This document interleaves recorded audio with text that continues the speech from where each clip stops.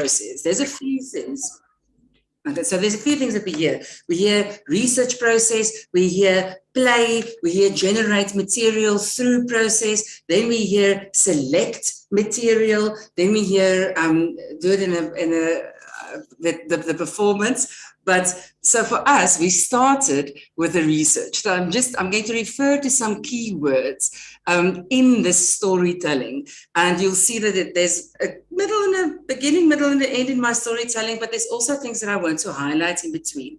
So for us, we started with research, knowing that we'll have to go back to research again, depending on what it is that we'll find.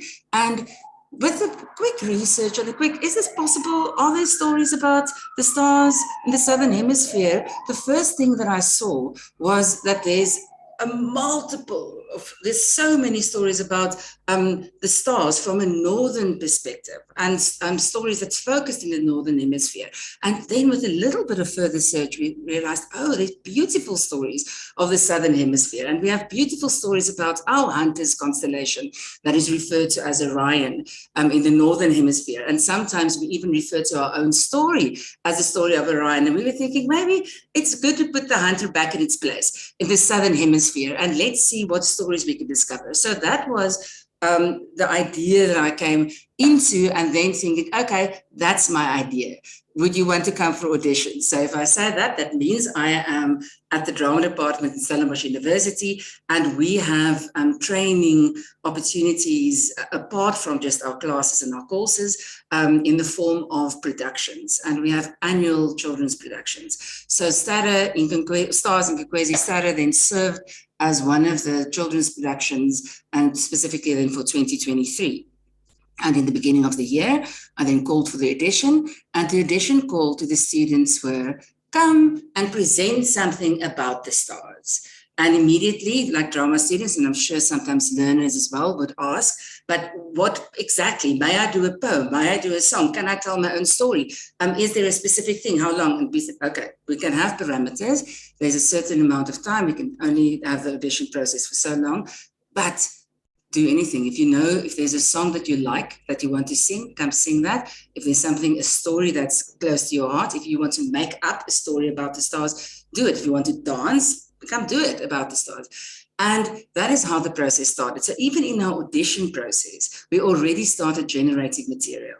It was already possible to see, there's some of these elements that we will be able to use. I'm now skipping. I'm not sure if the PowerPoint is here, and I have, that's fantastic. So there's that is a Sterre kabouter that you see in that picture and the image, peeking through the stage door, where from some of the magical things that we worked with also appeared on the stage. And the Sterre kabouter is a character that developed, or that came up during the audition process. And we referred back to the Sterre kabouters, and eventually they really helped us to hold the whole play together in a form of the Sterre has to really make sure that things are being cleaned up. And in this process, we could play stories. I'll get back to that, and you'll see pictures later.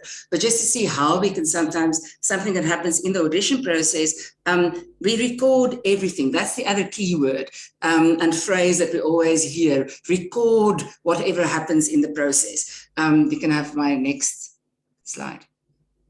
Yes. So we started with our process, and as you can see, it can be messy. There are more messy images, but I thought we must we would try and keep face and choose our less messiness, but it can get very messy in a creative process. And it's sometimes important to say, okay, how can I hold and contain this messiness? So once we've recorded all our ideas during audition process, once we casted the ensemble, we'll work together and do further research and further generating of material.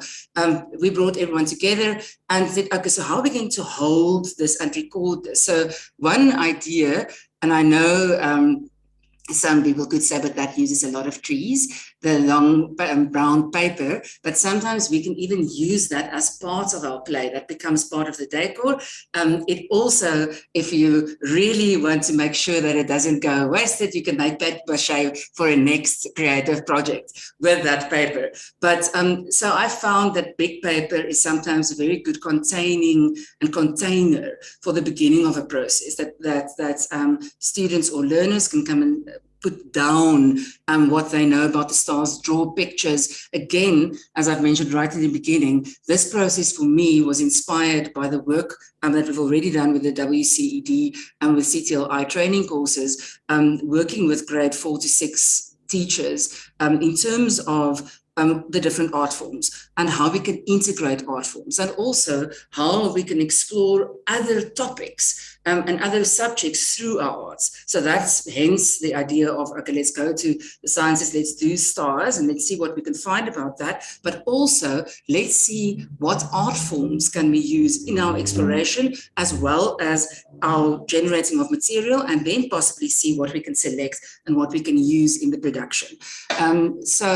There's something that's unfortunately not on a picture that I do want to mention that happened just before what you see there on the floor, drawing pictures and writing ideas and things that they know about the stars. We also started our rehearsal process by stating our names. Hello, and what is my relationship with the stars? So what do I know about the stars? Or do I have a specific story to tell? And that immediately connected the students who's going to work together with a shared experience. And again, at that stage, it could be as simple as I see sometimes the stars, or I don't really have a connection with the stars because when I look up in the evening, I only see a black sky. And that's already a point to start. So there's no judgment in that process, but we start to see what is our knowledge, what do we know? And that gave us the very good starting point to see, okay, so now where do we take it? So then there's something that came up in this process that I felt extremely helpful. And that is thinking about knowledge systems, specifically because we chose stars and we're drama students or learners. We could think, but are we equipped enough? Are we qualified to talk about the stars? Well, we are trained and training to be storytellers, so we can find information and see what we can convey. Storytellers look out and observe and gather stories, and then they convey it. And isn't that just also gathering knowledge, information, and then sharing it? So we thought, yes, so let's work with the different knowledge systems that is available. And Angela, you can move on. So I just quickly, that is also, there's papers that holds the process, and then there's also in today's time a Google Doc, and I will refer back to this Google Doc just after the next slide. So we had a Google Doc where we would also put everything together. That's still our play space. You can move on. That's another way for us to work there. So we worked with different knowledge systems. So we thought, okay, so where can we find information about the stars and the galaxy and the southern hemisphere? So we thought, good, science. They are people that really worked and have discovered amazing things and can still do that. And of course, I visited Sutherland, and we went to visit different places and really go to the scientific knowledge to see how much we can find out about and discover red stars and blue stars and how hot it really is, and realizing, oh, it's the red stars, that's the older ones, and the young star, the blue stars are so-called the younger ones, and what is the distance and how far away and how many stars are there, and understanding and appreciating the telescopes and things that they've discovered even more. So our connection with that and realizing, okay, we can find information in a scientific space. Then we thought, okay, well, where else? There's also something about myth. There's storytelling about the stars. People who, as us, have lived here for hundreds and hundreds and hundreds of years and made discoveries and created stars and saw the certain ways of also knowledge gathering and sharing. And then we thought, and then there's something about popular culture and symbols. We would talk, make sure about time. We'll talk about, oh, there's stars in your eyes, or there's all these metaphors and symbols that we use. And we thought, oh, that's another source of information. So we already have science where we can really go and the field of science where we can go and look for information. Now we have the idea of myths and storytelling, information that's been shared through oral history. And then we have metaphors and symbols. And then we thought of something else. There's also our own lived experience. What do I know about the stars of sitting at a campsite with my family, looking up at the stars, and discovering things, or how did it feel, or what did my grandfather tell me about the stars? Maybe it was fireflies that flew around, and some of the stories that we shared was my father told me that it's a steam train that goes past the sky, that is the Milky Way. So we realized, oh, there's all there's stories like that we've been told. So that was our lived experience and personal stories. And then we had our fifth thing, and we thought, okay, let's go, and we called it Imagination Station, which was our way of referring to fantasy. So of course, using our imagination and seeing things as human, we can fantasize about things, we can build our own ideas, hence then the Sterre kabouter. Thank you, Angela, you can move on. So that was our knowledge systems, and the reason why we rest on Masilo Silukazi there, who was, I've oversharing that feeling, I have to say that Masilo was also the chair of the SRC last year at the university, and still found time to work with us. And she's a prolific singer-songwriter. So this was our way, including Masilo in the cast, and including dancers and choreographers, and there's some of the students who feel more comfortable to draw. We wanted to kind of draw from different ways also of generating material that we might then select for the performance. And we also saw music as a great resource, what is already there and what not. So you saw the Google Drive earlier, and in the Google Drive, I'm sure you might not have an extremely closer look, but I'm sure it can be, I'm quite happy to leave the pictures here so that people can look at it. But we also had a playlist. So part of our research was also going to say, okay, what songs refer to the sky or stars? What's the popular references that we might be able to play with as well? Because we also knew that we wanted to make this storytelling accessible, and we wanted to draw from different ways of referring to the stars and sharing information about the stars that we gathered from different places. And so we had the privilege of Masilo Silukazi also working with us, and in the process, listening, seeing what the other students do. She will go away and come with songs that she wrote and generated with some of the words that we used, or some of the images that came up in our processes. You can move on, Angela. Okay. So now we come to the prop. I'm not sure if this is visible. Yes, I have, and unfortunately, I'm going to be very Afrikaans now, and maybe some of the people here can say it's a gieter, but the English word for just putting water. I'm sure you, all the teachers, language teachers, might be shouting it at the screen to me now. Thank you. But so why I brought this, and if I could, and I had my way, I would have wanted to bring a ladder and a kruiwa and a few brooms as well. And where does that fit in the bigger scheme of things with stars, you might ask? And I will say this is the next other thing that we hear a lot. And when people talk about devised processes in the workshop, they're talking about listening, seeing what happens, reading the room, looking out for, as you do your research and you're recording, what do you see? What comes up?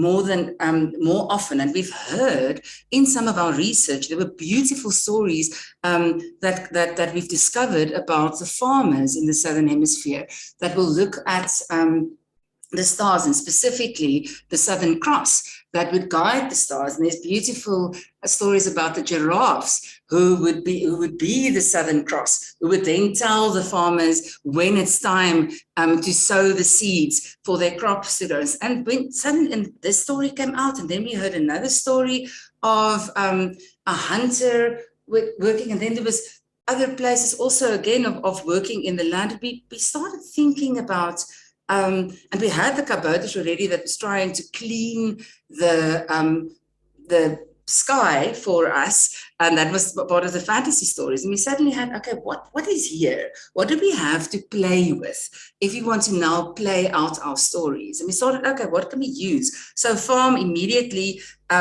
I have, and we do have a policy at the drama department that we're not allowed to use our own things in our house, but I do have this beautiful gitter. So immediately this came to mind, and it is now a little bit more silver because it was used in the galaxy. But when it started, I thought, okay, we can use the gitter for the story. And what else? Yes, there's we can definitely use the wheelbarrow. And then we have ladders to climb to the stars. Okay, we're going to do this in a theater. So how can we make this more magical? Again, it doesn't have to be like that. We did the production and excerpts of this production and the places where we would really just carry our ladders and wheel in our wheelbarrow. But because we were in the theater and we could make it a bit more magical, we could actually have the ladders come down from the fly bars, and we could have some of the constellations that we told the stories of come down, and ladders come up from the stage. So we had that benefit. But what happened is it was still with, and I need to say this because you'll see this image of the rusty wheelbarrow and students standing on a ladder. So it was still with a very big sense of not knowing that we started playing with a wheelbarrow. So that wasn't this beautiful design of, okay, I know exactly what. It is just what might we have that is accessible for us to play with that we could use in our storytelling. So once we had that, and then we trust. Then that's another word that we hear a lot in process work, collective process work, why we use games and improvisational games for the group to share information and to trust each other and to also trust our own ideas. And we think, okay, we know we're going to tell the story of the farmers being guided by the giraffes. We know we're going to tell some hunter stories. We know now that we're going to sit around the fire. The wheelbarrow can help us with that fire. And as we started sharing the other stories and we had things in the room, like the gitter and the wheelbarrow and the ladders, we could start to use that in our playing out of the story. And now I think I might be close to my time. I haven't actually kept time. But what is important for me to mention here is in this playing the story, when we did our research and we brought the stories and we discussed stories, we had to make decisions. We had to say, okay, what is the structure that we're going to use for our story? And we knew we want to work with stories of the Southern Hemisphere, as well as some of our own stories, as well as popular references around us. So we're going to work that into the structure. Again, our brown paper was brought out into the rehearsal room where we could start to map it. Then we thought, okay, what else can help us with a three-part structure? And we thought, let's decide what constellations are we going to use that can really help us to build the stories around. And our decision then was on the Southern Cross, the Hunters constellation, and the Milky Way. And then gathering the stories, it was, okay, so our beginning, middle, and end would be setting up our stage and then backing it away. But we'll start with stories around the Southern Cross, then we'll move to stories around the Hunters constellation, and then we'll move to the Milky Way for our fantasy arrivals. Okay, obviously those messages. For we thought, again, we're in theater, so we love big endings, and we knew that the Milky Way could be a fantastic and magical ending for us with a constellation. So we'd rather do that. That's a bigger thing that can really fill the stage. So we started thinking like that as our theater makers as well. Yes, we're still generating material, but what are we working towards, and what might we pull through to the end? It was really important to tell. So then when we had that, when we knew what constellations we wanted to tell the stories about, we started playing it out. And I think, Angela, if you can move on to the next one, and I'm not sure if my session is just 6 minutes. Okay, so you'll see here we started playing. We need, okay, what do we have? We have boxes that we can work with. We don't want more. We want things that we can bring in onto the stage and take away. And we also want recognizable things. We already know this now. So let's use our wheelbarrow, this watering can. Let's use the ladder and see how can we use that in the stories that we've selected around the constellations that we've selected. And we started playing it over and over, and we recorded everything. And sometimes in one evening, and I've also read this at a beautiful teacher's back of how to do devised theatre, where they would suggest, yes, do short sketches or sketches and play it over and over and do different things. And we would do that. Thank you, in different rehearsals. And then from there, we would select. And many of the stories that ended up on stage were some of the first ones that we took elements from and then said, okay, we like this element, let's put it with that element. And we played with the wheelbarrow and the gitter. And now I'm going to do something that I'm not sure was done in a live stream, is once we started, we also realized, and I know you can't see my face, and that's okay. If I'm on stage, I would have had to do it like this, but then I'm out of camera. So this watering can became a beautiful slurp for an elephant. It is a very important character in our story, as well as our, as well as the skilpad had something on its back. So we stayed within our theme. Our brooms became the spades. And there's some images, I think you can move on now. Or was that finally? Okay, that's so us. There's the Milky Way for those who wanted to see our magical Milky Way that came down at the end. You can move on. There's our brooms that also became a very big part of the play. I already mentioned it was spades, but here it was part of the dance routines of the old Red Stars. For those who don't know, it is the Red Stars who are the old ones in the universe. So their music was also Fly Me to the Moon by Frank Sinatra, and not one of the new ones. So again, we could draw from that music because that's something that we kind of brought into the rehearsal space right from the start when we said, okay, let's bring a playlist. Let's bring music that we know about it. So we had things that we could draw from and play with. You can move on. There's our ladder. That's a boat. That's in the Southern Hemisphere story. And yes, the broom is now, they're rowing with the broom. You'll also see in one of in the next picture, there is the Southern Cross guiding them, because at first, the humans didn't know that they could use it, but fortunately we were told that. So that was a story that was played out.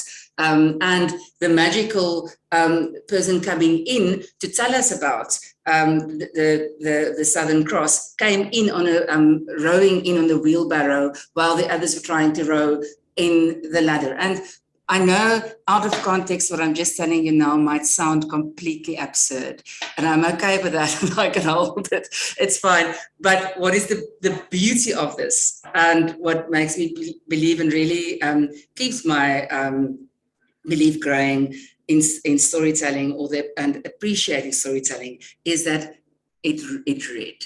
And looking at the children, I could see they were the first one to immediately see it and see, oh, I can see that's the boat. Oh, I can see. And what are we opening up then? Possibility. Suddenly we see potential and possibility. And that was part of course, the focus was to create the story and share stories about the stars and create a production.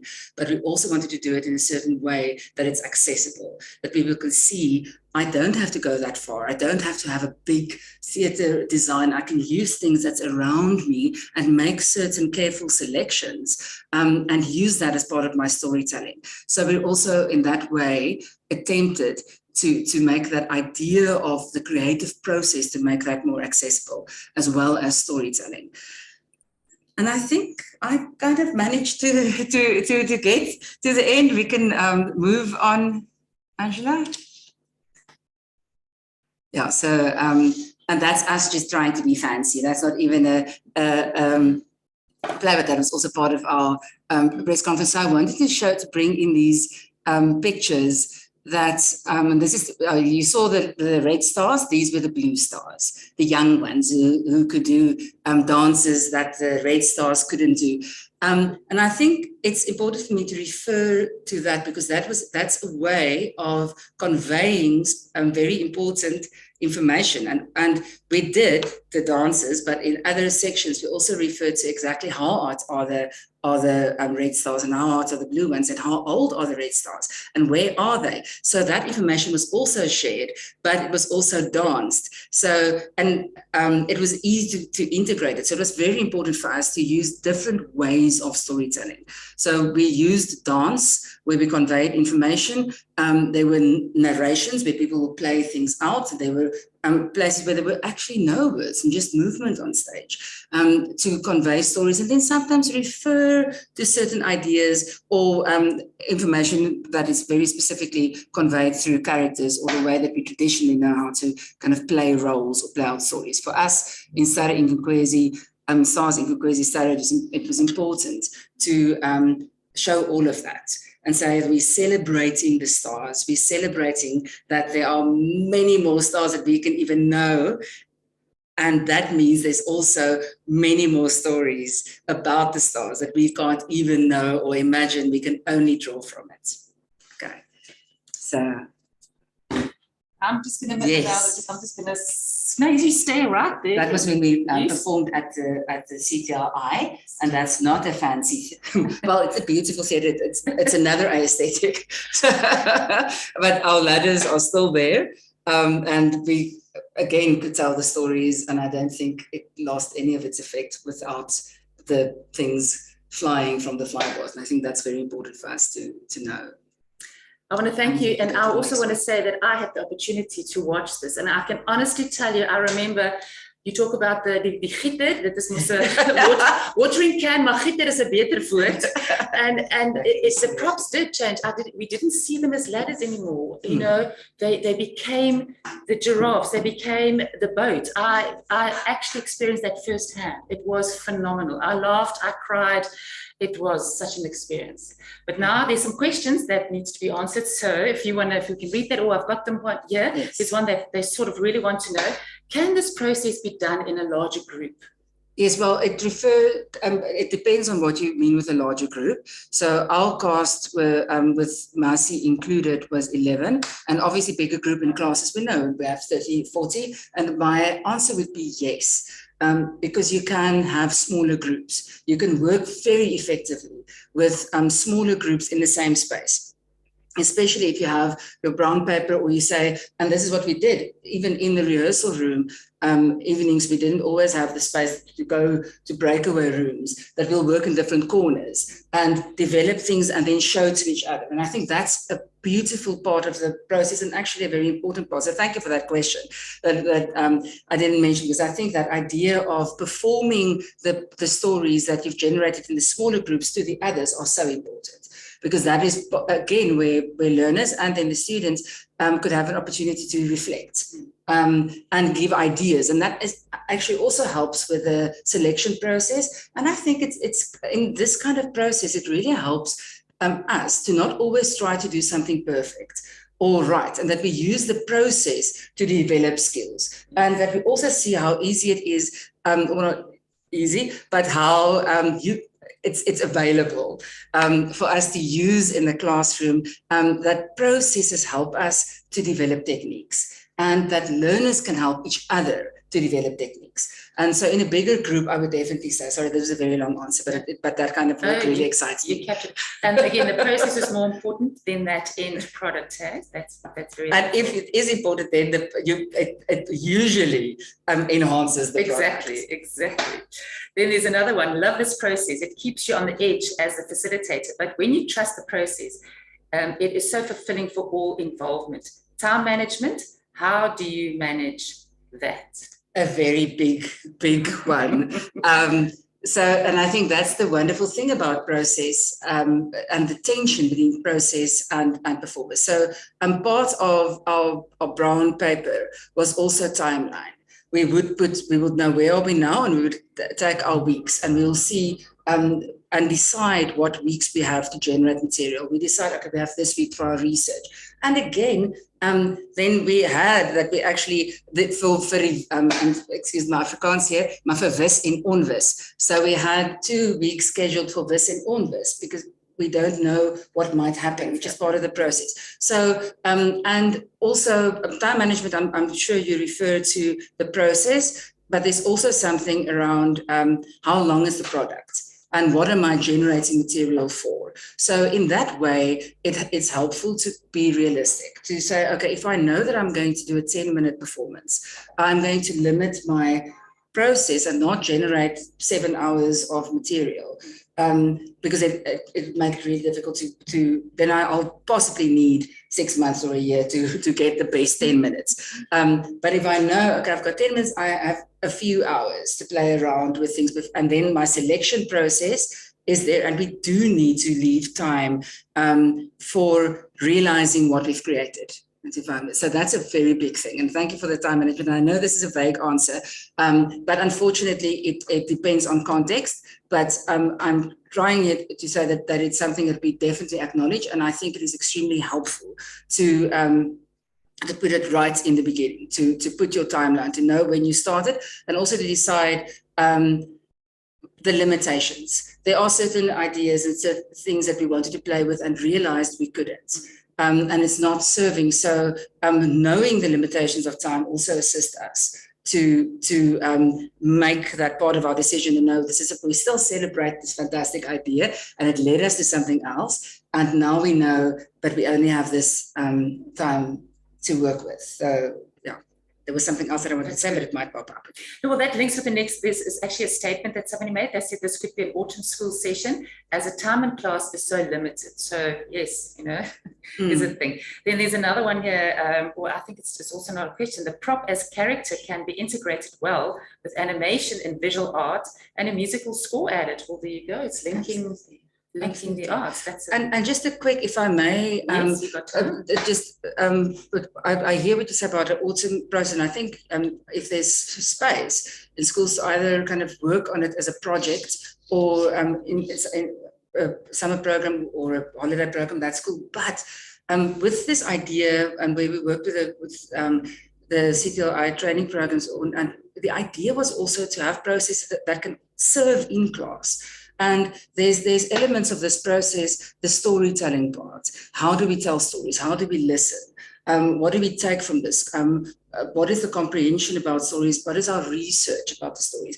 And then also the idea of bringing in dance, drawing our backdrop, playing it out. So there's also maybe an invitation, not a challenge, but an invitation to say, okay, if I am thinking and I have a theme, so we started with a theme, a very specific theme for our research. If I have a theme, how can I use the curriculum and the different components as parts of my process? Because that is all, and in the end, I have a product, and it was possible to actually see and monitor the development of this process. And if I keep record of everything, the learners keep record as well. So they can, in a beautiful way, also keep track of their own process. And the wonderful discovery of having beautiful ideas sometimes that can exist and that doesn't necessarily make it to the end, but it helped us to get to the end.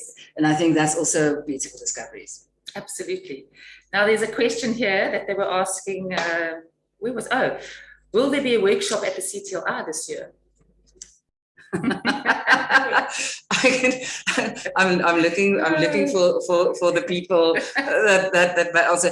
I can say this, that I am working with people to and at this stage to take workshops to Sterre with support from the university, and we are definitely working with partners to make training, but also this kind of workshop more accessible. Because I think, again, when I, in preparation for this, went through, and there's beautiful things about principles of improvisation and how we do it and guidelines, but the idea is really in the doing. And I find for teachers, it is important, and it's the same thing for me. I go to workshops, I put myself in places where I really don't know what I'm doing, so that I can also be in the unknown.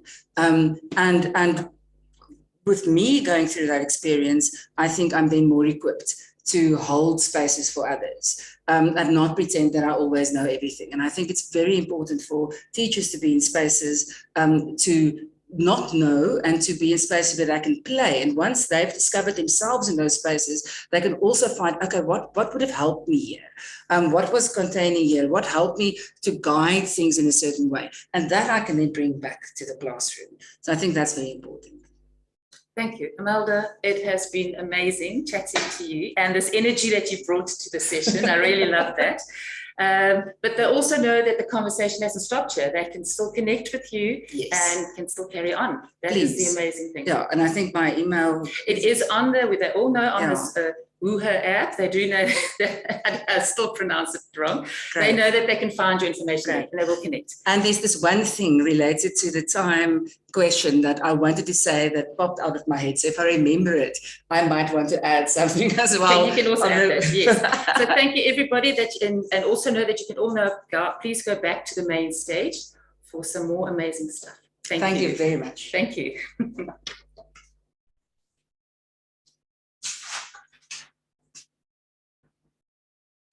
Just for the sorry, link? Oh, link in the comments. Oh, the link in the comments. Yes. Okay.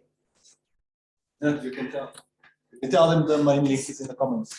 Yes, everybody, the main link is in the comments so that you can go back to that.